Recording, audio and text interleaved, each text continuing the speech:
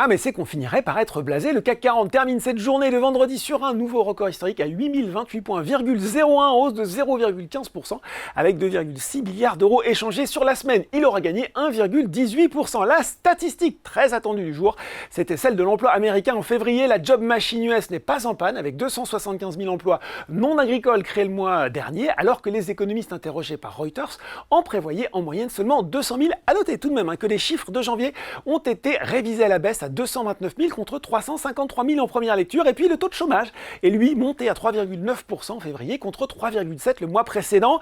La hausse du salaire horaire moyen, elle, ralentit à plus 4,3% en glissement annuel contre plus 4,4% attendu. Ça fait beaucoup de chiffres. D'ailleurs, l'accueil de ces chiffres est contrasté aux États-Unis avec un Dow Jones en progression de 0,2%, mais un Nasdaq qui se replie de 0,4%. Du côté des valeurs en hausse à Paris, eh bien Ruby brille sur le SBF 120, profitant de chiffres 2023 bien accueillis, avec notamment un résultat net ajusté à 342 millions d'euros, au-dessus des attentes, en hausse de 8%, et un résultat brut d'exploitation à 798 millions, d'amélioration de 19%. Pour cette année, le groupe cible un résultat brut d'exploitation entre 725 et 775 millions. Derrière, on retrouve la biotech spécialiste des vaccins Valneva, toujours sur le SBF 120. La foncière Covivio poursuit sa séquence haussière, 5e séance de progression et un gain de 11,7% sur la semaine.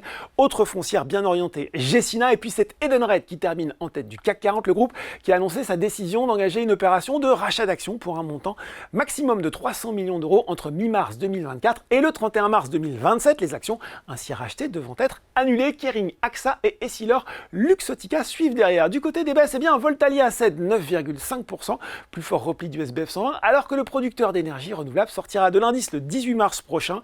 Après un court rebond, EuroAPI repart en baisse avec Vusion Group, et puis Vivendi est lanterne rouge du CAC 40.